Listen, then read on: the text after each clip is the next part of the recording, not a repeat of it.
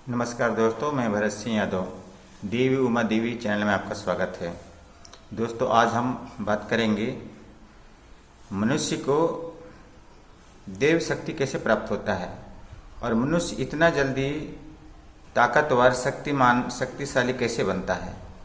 इसके विषय में किसी ने आज तक वीडियो नहीं बनाया होगा, मगर मैं आपके पास ये पेश करने जा रहा हूँ कि ये हमारे मनुष्य शरीर को ही दिव्य शक्ति में परिवर्तित हम स्वयं कर सकते हैं। इसके लिए मैंने बहुत गहन अध्ययन किया है। यह अध्ययन करने से पूर्ण पता चल गया है कि यह मनुष्य शरीर ही हमारा दिव्य शरीर है। अर्थात वो कैसे? हर शब्दों को दोस्तों जब आप ध्यान से समझोगे तो आपको अपने आप के बारे में आप समझ लोगे कि हकीकत में हम लोग मनुष्य हैं, मगर हम बर्बाद क्यों हुए, और मनुष्य हैं फिर भी ऐसा आवाज़ जैसा क्यों है, और मनुष्य हैं तो हमारे पास शक्ति देवताओं की तरह क्यों नहीं है। इसके बारे में आपको पूरा पता इस वीडियो से चलेगा।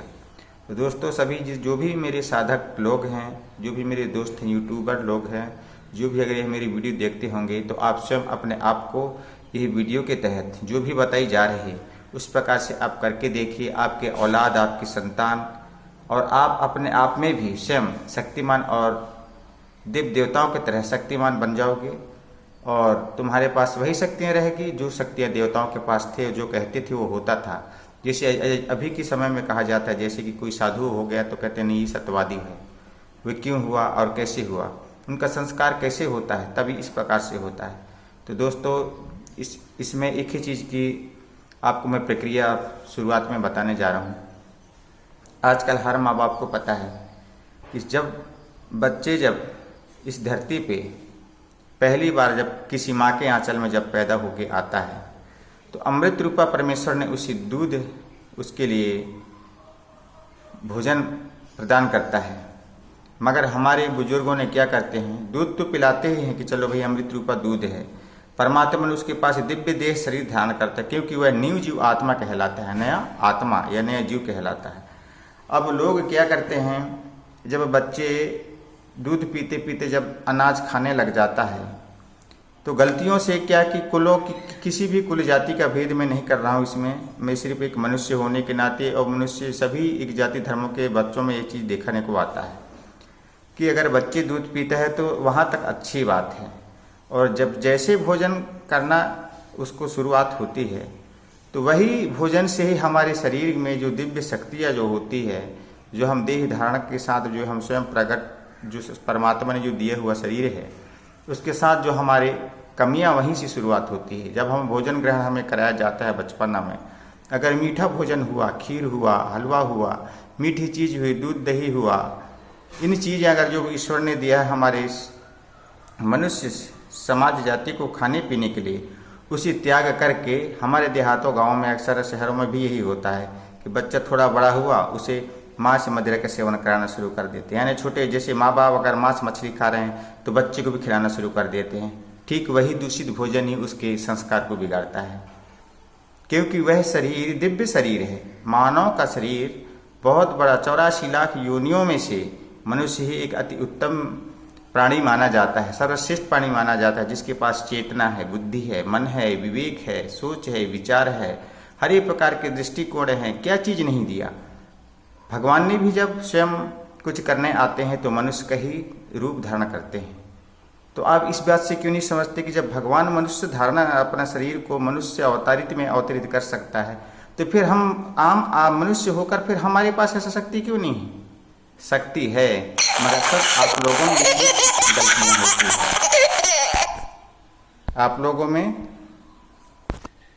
आप लोगों के पास में ये गलतियाँ होती है, क्योंकि हमारे माँ बाप ने हमारे संस्कार को बनाना नहीं जानते। दूध पी के छोड़ते हैं, बड़े होते हैं, अनाज खाना शुरुआत करते हैं, और हम लोगों को कुछ बड़ी हो तो घर में कभी चिकन, मच्छी, मटन खाने की आदतें होती है परिवार में, तो वही बच्चे को खिलाना शुरू कर देते हैं। वही एक दूषित भोजन हमारे जो शरीर के अंदर जो आत्मी रूपी भगवान है, जो आत्मी रूपी यह प्राण है, यह प्राण शरीर एक परमात्मा का रूप है, यह दूषित होने शुरू हो जाता है। अब उसी दूषित के प्रभाव से क्या हम जैसे जैसे बड़े होते हैं तो हमारे भी लक्ष्य वही बढ़ जाता है, नहीं हमारे मम्मी पापा खाते हम भी खाएंगे। अब वो दूषित भोजन करना शुरू कर दी, उसकी कुंडली की जो शक्तियाँ होती हैं, जिस कुंडली को अभी पंडित लोग जागरण करने के लिए नियम बताते हैं कि 51 दिन तक आप व्रत करो, ब्रह्मचर्य का पालन कीजिए, इस प्रकार से करोगे तो आपका कुंडली जागृत हो जाएगी, शक्ति प्रवेश कर जाएगा। तो क्यों ऐसा कराते हैं वो लोग? क्योंकि वह कुंडली जो जागृत रूप में जो पैदा होती है, जागृत रूप में रहता है, वो शरीर के साथ रहता है, तो वो लुप्त हो जाता है हमारे दूषित भोजन से। इस चीज़ को हमारे माँ बाप नहीं जान पाते हैं कि हमारे बच्चे ऐसे क्यों बिगड़ रहे हैं। बिगड़ने के ही कारण है कि हम अनाज खाना शुरू किए और हमें दूषित भोजन करवाया गया, हमें दूषित भोजन करवाया गया। उस दूषित भोजन से हमारी बुद्धि भ्रष्ट होती चली गई, और बुद्धि है भी तो ये चीज़ के निर्णय नहीं कर पाते कि हम मनुष्य हैं कौन। ये नहीं जानते कि मनुष्य एक देव रूपा है, मनुष्य एक भगवान रूपा है। यह देह बहुत दिव्य शक्ति से इतने लाखों बार योनियाँ भोगने के बाद ये मनुष्य देह प्राप्त होता है। इस चीज़ को भूल जाते हैं। मनुष्य बन के आया हो, कहता है मौज मस्ती खान पान ऐशो आराम में, कहता है अरे ऐसा समय कहाँ मिलेगा, मुश्किल से मौका मिली है भैया, मज़ा कर लो, खा लो पी लो, मज़ा उड़ा लो। अरे कौन देखता है आगे चल करके। पर ये नहीं जानते कि हमारे आने वाले जीवन में अभी जीते जी ही हमें सब कुछ यहीं भरना भोगना पड़ेगा। इस चीज़ के बारे में नहीं सोचते हैं। तो बात यही है कि आप अपने बच्चों को पैदा होते ही दूध पिलाते ठीक हैं, भोजन कराएं तो मीठा भोजन कराएं, और उसके संस्कार अगर उचित देना है, अर्जुन की तरह धनुर्धर बनाना चाहते हैं, सत्यवादी बनाना चाहते हैं और अच्छी शक्तिशाली बनाना चाहते हैं देव रूपा, तो जहाँ तक इन दूषित चीज़ों से दूर रखें। क्योंकि जैसे जैसे हम अपने बच्चों को खिलाते पिलाते हैं, उनके शरीर के अंदर में जो उत्पन्न हुई परमेश्वर के दिए हुई शक्ति वो लुप्त होती चली जाती है, और आगे चल के फिर वह गुंडा गर्दी करने वाला बन जाता है, कहीं चोर बन जाता है, कोई बदमाश बन जाता है, कोई बलात्कारी बन जाता है, कोई दंडफंदी बन जाता है। क्यों कि दुष्परिणाम क्यों उसके शरीर में पैदा होते हैं? क्योंकि नकारात्मक चीज़ के खाने से। जो चीज़ हमें स्वीकार नहीं करना चाहिए, ऐसी चीज़ों को स्वीकार करके खिला रहे हैं पिला रहे हैं। अब थोड़ा बड़ा हुए तो खुद ही कमा के खाने लग गए, मांस खाने लगे, मुद्रा खाने लग गए। अब हमारे अंदर की जो सद्बुद्ध है वो इसी चीज़ तो भ्रष्ट होता है। हम इसी नहीं जानते कि हम जीव के स्वाद में रह जाते हैं, राक्षसों के भांति खा रहे हैं, मांस खा रहे हैं, खून चूस रहे हैं। भगवान इतना पवित्र अमृत रूप दूध दिया, और जब दूध पीना हमने छोड़ दिया तो अन्न में भी दूध बना के दिया, वह अमृत रूपा अन्न भी दिया। कितने तरह के व्यंजन हैं, 56 भोग हैं हमारे शुद्ध शाकाहार के लिए। तो इस प्रकार से शरीर आत्मा को शुद्ध किया जाता है। और जिस बच्चे के संस्कार अगर आप सही बनाना चाहते हैं, अगर इस प्रकार से अगर अपने छोटे से बच्चे से अगर आप इस बात को मेरी वीडियो को देखकर अगर ध्यान में रख के अगर खान पान को रखा जाए, तो मैं 100% ये अध्ययन किया हुआ चीज़ है, मैं लिख के दे सकता हूँ कि वह बच्चे इतनी शक्तिवर्धक बनेगा, इतने ज्ञानी बनेगा, इतना महापौराणिक जैसी रीति रिवाज का बनेगा कि उसके सामने कोई भी एक देवता ही की समान उसके पास शक्ति उत्पन्न हो जाती है। क्योंकि वह जब पैदा होता है तो देव शक्ति धारण करके ही पैदा होता है। हर मनुष्य पैदा होता है, मगर इस धरती में उत्कदम रख करके अनाचारी दुष्खाना दुष्प्रभाव का भोजन प्राप्त करना, इससे जो है पूरी शक्तियाँ लुप्त हो जाते हैं। बड़े होने के बाद फिर थोड़ा बहुत ज्ञान हो जाता है किसी को गुरु के जरिए, तो कहते हैं नहीं तेरी कुंडली जागृत नहीं हुई है, तुम पूजा कर लो, पाठ कर लो।